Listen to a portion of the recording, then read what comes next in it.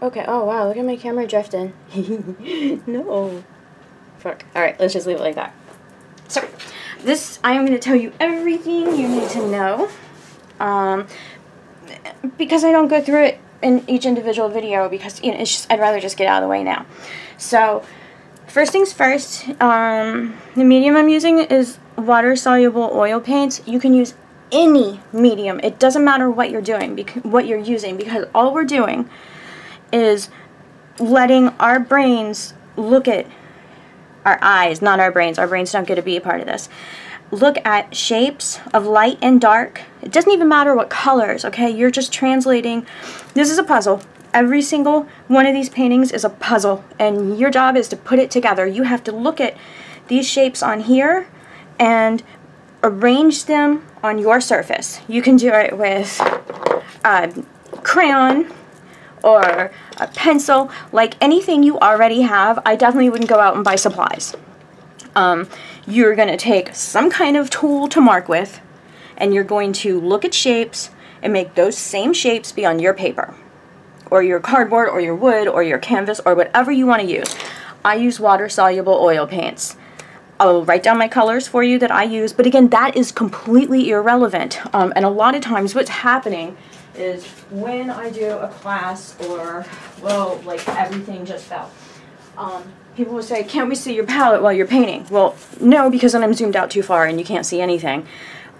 Two, it's completely irrelevant. Like, okay, well, what color is this? What color? Okay, it doesn't matter because your job is to just darks. I mean, it's yellow ochre. I mean, I'll always tell you, but I don't say it while I'm painting because, you know, I mean, I can't really talk like so much while I'm painting, but it's all you're doing is looking for where's the dark area. Okay, cool. I got to make that be there. Where's the light area? Okay, cool. I got to make that be there. You're just looking at this puzzle and putting it back together on your own surface. You can do that with any, you can do your whole entire painting with Payne's Gray and white. Probably just Payne's Gray all by itself. I don't know if you just keep your brush really dry. Light and dark. That's all you're working with. That's all you have to worry about. And I mean, honestly, if you want to just use one, maybe that's a good idea. If you're feeling like you're really new to this and you feel a little intimidated, maybe just use graphite. Heck, because you are only translating values. Color is just for fun. It's just fun and extra. Like, is her nose really red at the bottom? No, no. I like it. Like, the color is like for fun and expression. The shapes, that's our puzzle. That's the part you need to be concerned with. Not what color I'm using. But I'll always tell you if you ask. Always, always, always. So, when you're looking at this, you can't let your brain get involved. Your brain just, it's not allowed to be involved.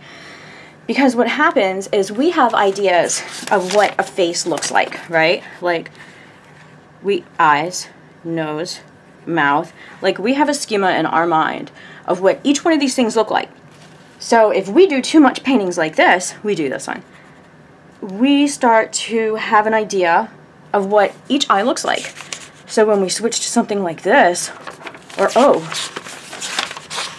good Lord, the tilted head,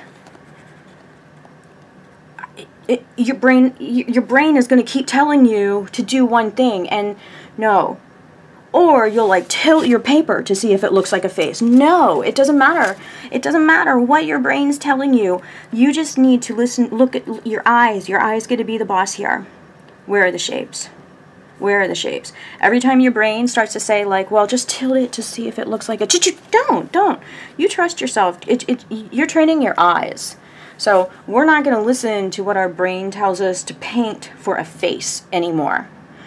We're just putting these pieces together. And I promise you, it goes much better. All you're looking for is, I can't stress that enough, that when you say, okay, I'm going to paint the nose now, cool, say it, but know that it's not it's just a collection of shapes and light and dark. So that's it. That's what you're working with. I did already tell you the, well, I'll write them down for you, but I use water-soluble oils. I use Winsor & Newton Artisan. I use titanium white, Naples yellow, yellow ochre, burnt umber, or burnt sienna, burnt umber, and cadmium red dark. If you are not painting on a surface that carries midtones for you, like wood or cardboard, you're probably going to want to use something like raw sienna, raw sienna to carry the midtones. Or, of course, you could just work in terms of value and only worry about value. And it's going to turn out just as good. Yeah. So I take a paper plate at the beginning of every painting and I squeeze out my paints. I always squeeze out way too much, so do as I say, not as I do, and just put a little bit down because you can always add more later. And then I put a tiniest bit of paint in the world on my brush, and I'll still wipe it off because you want your brush to be really dry. When you're painting alla prima, you don't have, I mean, you can't glob it on or you're going to be dealing with mud in no time because we're doing this whole painting in one shot. Like, when I turn on the camera, I don't, like, this is what I'm doing until it's totally finished. So I can't put a whole bunch of paint on there. So I, you know, make it dry, and then I just start putting in shapes. I mean, shit, you could even like print out like a couple copies of this and paint over it a couple of times until you felt comfortable with where the shapes are. That's such a smart idea, man. You should do that. Oh yeah. So yeah. Okay, and then I wipe, get it all off as best as I can, wipe it on a paper towel, put it in my jar of water, just water, and then wipe it again on a paper towel, and that's it. Move on to the next brush or the next color. That's it. That's all there is to that. I paint on cardboard. I do this for many reasons. I've been doing this for many years. I'm very happy with cardboard. My cardboard paintings, I'm always interested when somebody tells me like that it's gonna melt off or the acid's gonna eat them. I'm like, oh, for crying out loud. I've had some of these honestly since I was in college, and they're still as fresh as the day I painted them. So it's not gonna. You're cool. They're cool. These aren't going in the Met anyway. Like, right? Like, these are just for us.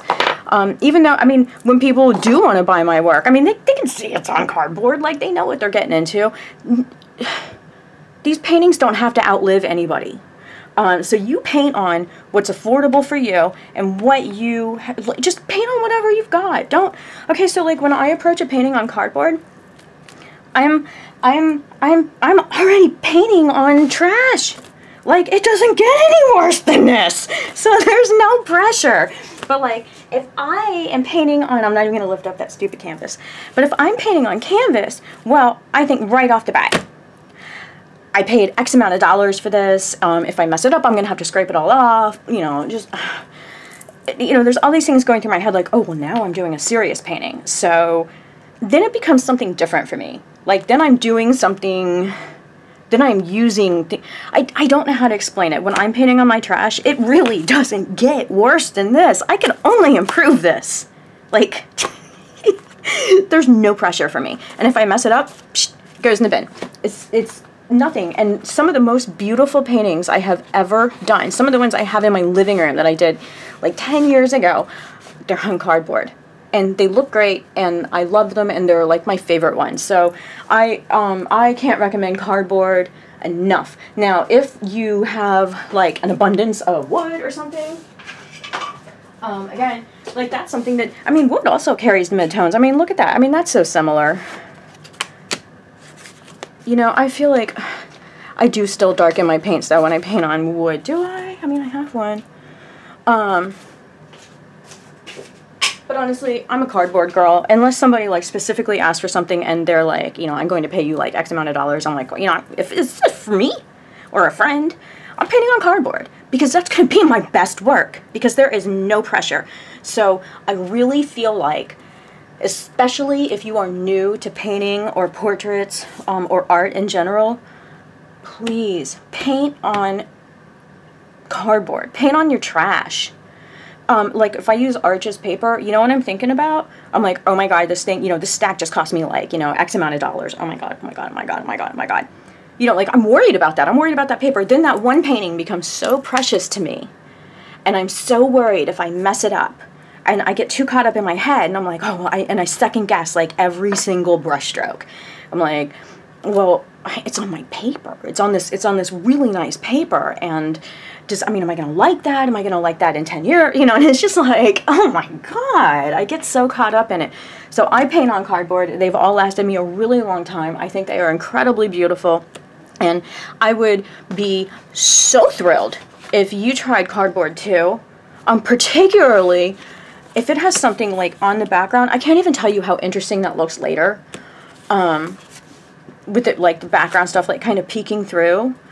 I can't encourage you enough to paint on cardboard, because it's gonna take care of your midtones, so that's like no work visually for you, and you are coming to this like you're totally free. Like, you're totally freaking free. You're not worried about what's going on with your supplies or your fancy stuff. You save your fancy stuff for when, you know, your mom is like, I will give you $500 if you paint this painting. And you'd be like, sold! Okay, so there's that. I use cardboard. I use water-soluble oils. There are probably lots of ways. You know, sometimes I use that Stay Wet with the sponge inside to, like, save my paints for another day. But I'm a wasteful girl. So, and I also always have a stack of baby wipes with me, because I get paint all over the place. Like, I don't know how I manage it. So I always have paint everywhere. Okay, so we've covered paints, we've covered surfaces. No, I don't prep my cardboard. No, I don't seal it afterwards. Same goes for when I paint on wood. I don't prep, I don't seal. I feel like wood is a little bit more absorbent. So if you're painting on wood, I would maybe use a little bit more paint than if you're painting on cardboard. If you're painting on cardboard, keep your brush real dry. You know, use, you know, sparingly. But if you're on wood, you could probably load it up a bit more. Same with like a really nice paper. You could, like Arches is like so thirsty, you know, or like Canson, it's like, holy jeez, man. Okay, so here's the ones that we do. I'm not positive what order I'm going to give them to you in. Do we do that? I know we do this. I know we do this. Okay, we do these. So I almost think I'm going to do this one first, have this one be your first one, and I don't want you to skip it, because you are going to have such a feeling of accomplishment after you do this one, and I know people are going to be tempted to skip this because it doesn't jive, because she's tilted her stupid head, and it's low contrast, so it's hard to pick out these shapes. So this painting, we do actually use more lines than I would normally use. But it's a challenge, and it's exciting because once it's done, you're really going to feel like kind of a victory, like, holy crap, did I just do a tilted 3/4 portrait? It just, like, I mean, I'm real pleased. I really want you to, don't skip this one. Don't skip this one, because it just defies the way your brain thinks in terms of portraits. So I think that one is really important.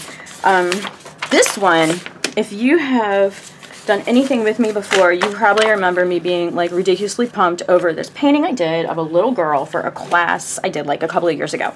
And the little girl is like, she has her head tilted up, and she has all these crazy shadows on her face. And at the time I was painting it, I was like, this isn't any good. I don't really like it. You know, it was just kind of like, I didn't feel really proud of myself.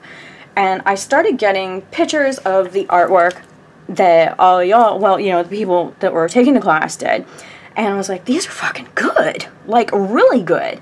And then I looked at mine, and I was like, well, dang, mine's good too. Like, so I just didn't realize how good it was. But the reason it was so cool and just floored me is there were all these shadows that I would have never put in a portrait. And that's what's going on with this one. So I really don't want you to skip this one, because when I look at y'all's paint, even at mine, I have it hanging on my wall. My picture of that little girl with all those shadows, with all those shadows on her face, I'm like, that is probably like one of my coolest paintings I've done in like the past like 5 or 6 years. This one, did I get mad and rip the top off of that? I can't, oh no, that turned out real well. Like that one. This one I did get mad. You can experience that with me. I feel like I've covered everything. Please do not skip this one just because it looks complicated because I really feel like it's like, this is going to sound so stupid right now, but I really feel like it's a growing experience because it really does break the mold of like what your brain thinks of in terms of a portrait. So please, please, please, please, please, and please don't skip this, because don't y'all remember that little girl painting? Like, we could have made $1 million off of those if we like all sold them on Etsy or something. In fact, if you did do that painting and you are able to part with it, I hope you made like a gajillion dollars from it, because oh man, those were so good. So I do want some feedback on what kind of reference photos you found, not that you like the best. I want to know which ones you learned the most from. And that's really important to me, because in my mind, I look at things like this, and I'm like, oh my god, they're going to learn so much. And with this last one, you're just going to learn that I have a temper. So I'd like some feedback on what kind of, what ones at the end of everything, when all the dust settles, you tell me like where you learned the most, and where like maybe like you had like some kind of aha moment where it like kind of changed the way you did your stuff. So I feel like that is everything I need to say. I feel like that heads off a lot of questions that would just like, you know, things that I just answer over and over and over. So I feel like we've taken that out of the way. You know why I use what I use, and you know that you don't need to use that, and you can use literally anything to translate shapes from here to here. So I feel really good about that. You can always, absolutely always ask me anything, and I will answer you. All right, so don't skip, don't skip any of those, except for maybe the one where I tear the top off. You could skip that. Okay, bye.